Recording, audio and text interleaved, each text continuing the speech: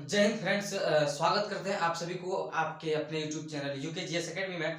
दोस्तों, आज के इस वीडियो में हम लोग जो है कि बहुत ही मजेदार वीडियो है। इस वीडियो में हम लोग झारखंड की जो है कि इतिहास पढ़ने वाले हैं। क्या पढ़ने वाले दोस्तों? झारखंड की इतिहास। तो बिना टाइम वेस्ट किए जो कि हम लोग सीधे पॉइंट के ऊपर आएंगे। क्या क्या हमारे पॉइंट्स बन रहे हैं, क्या कौन से पॉइंट्स को हम लोगों को पढ़ना है, कौन कौन से ऐसे चीजें हैं जो एग्जामिनेशन पॉइंट ऑफ व्यू से जो कि बहुत महत्वपूर्ण है, उन सारी चीजों को पढ़ना है। और वैसे परीक्षार्थी, वैसे अभ्यर्थी जो झारखंड से झारखंड जैसे झारखंड से के अनेक एग्जाम्स की प्रिपरेशन करते हैं, उन सारे छात्रों के लिए ये वीडियो हेल्पफुल रहेगा। क्योंकि हमने जो है कि वैसे वैसे पॉइंट्स आपको दूंगा जिससे रिलेटेड आपको क्वेश्चंस एग्जाम में देखने को मिलेगा।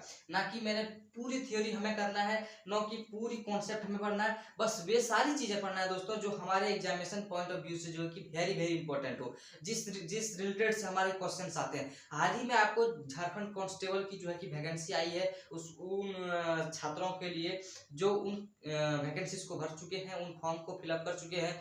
और उसको उसका जो कि दौड़ कुछ ही महीने के बाद आने वाला है। उसके बाद क्या होगा कि प्रैक्टिकल के बाद आपका फिजिकल होगा, उसके बाद क्या होगा कि आपका एग्जाम होगा।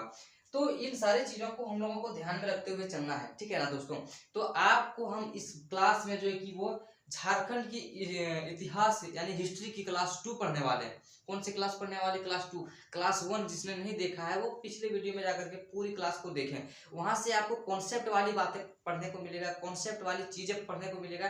तो आप सभी उस पिछले वीडियो में जाकर के उस क्लासेस को कर ले, ताकि आपको ये वीडियो अच्छी तरह से समझ में आएगा। आपको प्लेलिस्ट के द्वारा मैं वीडियो आपको प्रोवाइड करा दूंगा।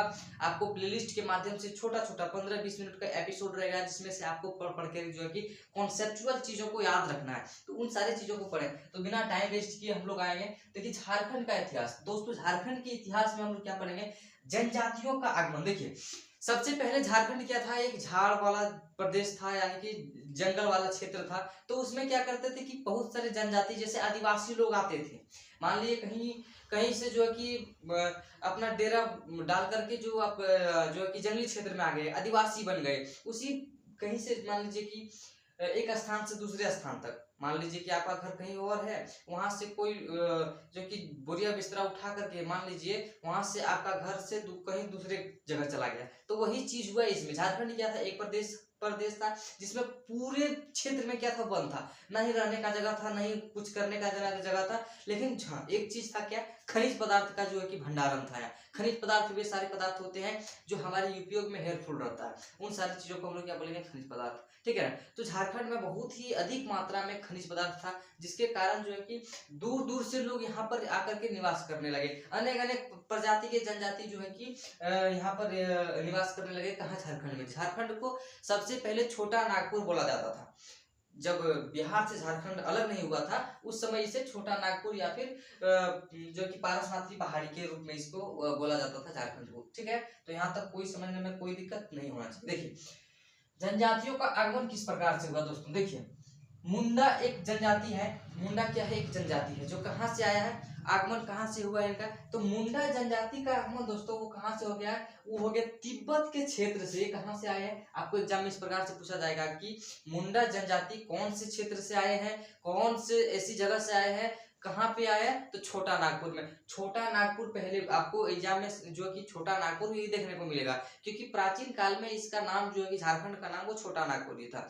झारखंड क्यों बना वो आपको पिछले वीडियो में मैंने पढ़ा दिया है, वहां जाकर के आप क्लास कर लेंगे तो आपको समझ में पूरी प्रिपरेशन, आपको पूरी वीडियो समझ में आएगी, ठीक है। देखिए, मुंडा जो है दोस्तों वो तिब्बत के क्षेत्र से आया था। कौन से क्षेत्र से आया था? तो तिब्बत के क्षेत्र से मुंडा के प्रजाति आए थे। उसके बाद देखिए उरांव।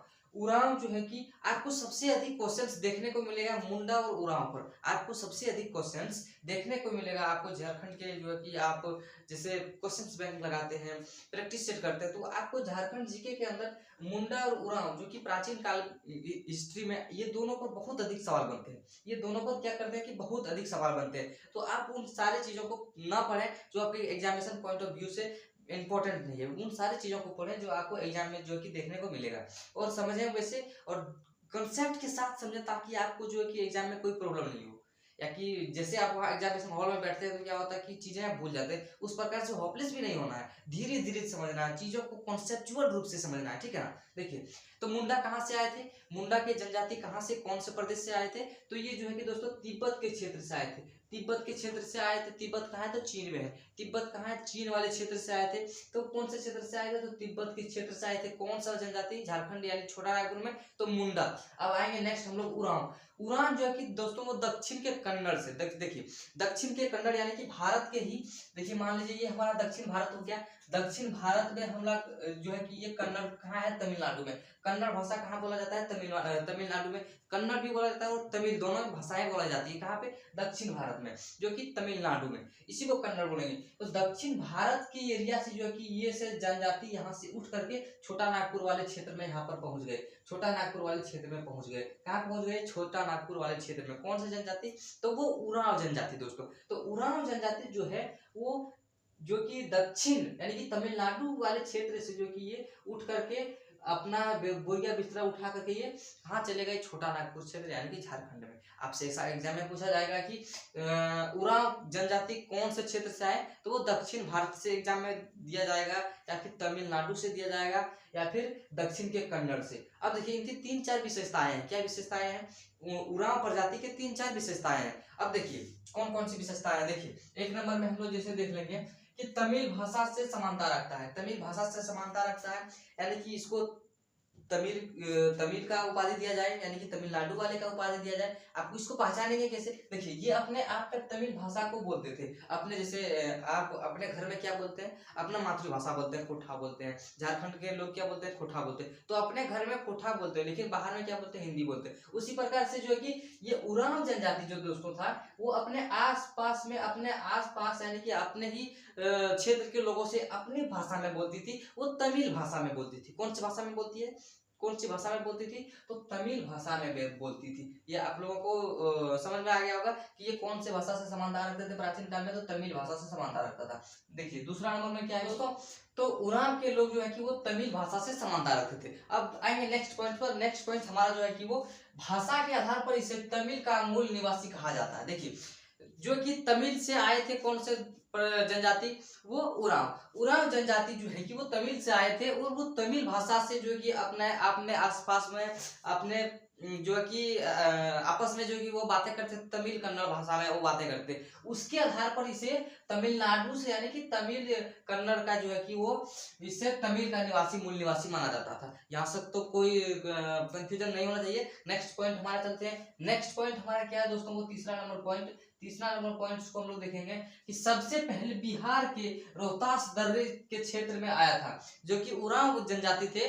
दर्रा, देखिए दर्रा क्या होता है कि दो पहाड़ है, जैसे मान लीजिए ये पहाड़ है, ये पहाड़ है, ये इसी बीच वाले रास्ते को जो है कि इस बीच वाले स्थान को जो है कि दर्रा बोला जाता है। तो ये बिहार के रोहतास दर्रा आप लोग का क्लास आप लोगों को मैं करा दूंगा, और शायद मैं करा चुका हूँ, यदि नहीं कराया हूँ तो उसको मैं भी करा दूंगा।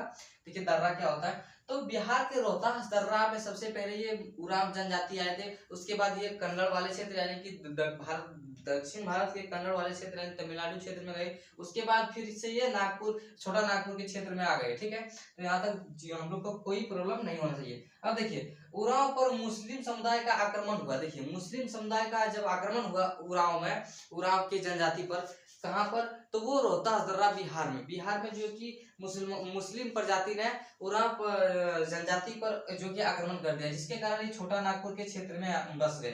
ठीक है, यहाँ तक कोई कंफ्यूजन नहीं होना चाहिए। देखिए इसमें क्या हुआ कि आपको क्वेश्चंस किस तरह आएगा, देखिए आपको पूछा जाएगा कि मुस्लिम के आक्रमण के दौरान उरांव के जनजाति कहाँ चले गए थे, तो वो छोटे नागपुर वाले क्षेत्र में चले गए थे। तो कौन से जनजाति को जो कि मुस्लिम के समुदाय का आक्रमण किया था, कौन से समुदाय को मुस्लिम प्रजाति ने आक्रमण किया था, तो आपको कौन से प्रजाति के साथ चलना है, जनजाति के साथ चलना, तो वो उरांव। तो इस प्रकार से आपको एग्जाम में क्वेश्चंस देखने को मिलेगा। देखिए नेक्स्ट पॉइंट हम लोग पढ़ेंगे गुप्त काल। देखिए गुप्त काल में क्या हुआ था, गुप्त काल में क्या हुआ था, गुप्त काल में दोस्तों बौद्ध और जैन धर्म का जो कि प्रचारक थे। कौन, यानी कि छोटा नागपुर के जनजाति जो है कि वो बौद्ध तथा जैन धर्म का प्रचारक थे। समझ गए, यहाँ तक कोई प्रॉब्लम नहीं है। तो आपसे पूछा जाए एग्जाम में कि छोटा नागपुर के गुप्त काल में छोटा नागपुर क्षेत्र में कौन से धर्म का प्रचलन था, तो कौन से धर्म का प्रचलन था, तो बौद्ध और जैन धर्म का प्रचलन था। और इसका प्रचारक भी थे कौन, यानी कि उरांव, खड़िया हो इत्यादि जनजाति जो थे वो कौन से धर्म को मानते थे, तो वो बौद्ध और जैन धर्म को मानते थे। यहाँ तक कोई कंफ्यूजन नहीं होना चाहिए। नेक्स्ट पॉइंट हम लोग पढ़ेंगे, जैन धर्म एक प्रभावी रूप में बना रहा, जो कि पिछले गुप्त काल में जैन धर्म एक प्रभावी रूप में बना रहा। कहाँ पर? छोटा नागपुर के क्षेत्र में। ठीक है, कोई प्रॉब्लम इस पॉइंट्स में हम लोग को नहीं होना चाहिए। नेक्स्ट पॉइंट हम लोग चलेंगे, छोटा नागपुर में जैन धर्म का एक केंद्र था। देखिए कब? गुप्त काल में छोटा नागपुर क्षेत्र में एक जैन धर्म का केंद्र बना था। तो आपसे एग्जाम इस तरह पूछा जाए कि छोटा नागपुर का केंद्र किस काल में बना था, छोटा नागपुर में जैन धर्म का केंद्र किस काल में बना था, तो वो गुप्त काल में बना था। कब बना था दोस्तों? तो वो गुप्त काल में। देखिए छोटा नागपुर का क्षेत्र गुप्त काल में पूरे क्षेत्र जो कि वो बौद्ध और जैन धर्म को मानते थे, पूरे क्षेत्रवासी जो कि बौद्ध और जैन धर्म को प्रचारक थे, जैन धर्म को मानते थे और जैन धर्म का एक सर्वोपरि धर्म था। ठीक है, नेक्स्ट पॉइंट हम लोग चलेंगे कि छोटा नागपुर में जैन धर्म का एक केंद्र था, ये हमारा हो गया। उसके बाद नेक्स्ट पॉइंट चलेंगे, देखिए बौद्ध तथा जैन धर्म के अस्तित्व मिटाने के लिए उत्पीड़न नीति अपनाया। देखिए बौद्ध और जैन धर्म जो कि झारखंड के लोग मानते थे, तो जनजाति मानते थे। कौन सा जनजाति? तो उरांव, खड़िया, हो इत्यादि जनजाति जो कि वो जैन और बौद्ध धर्म को मानते थे। और इस धर्म को मिटाने के लिए एक जो कि उत्पीड़न जो कि एक उत्पीड़न नीति अपनाया गया। किसके द्वारा? तो गौड़ शासक शशांक ने, गौड़ शासक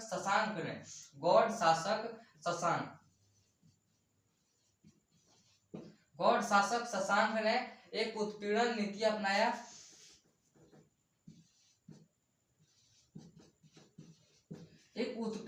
अपनाया। और इसी से जो इन्होंने जो कि बौद्ध और जैन धर्म का अस्तित्व मिटाने पर लग गए। लेकिन और ये कौन से धर्म को मानते थे?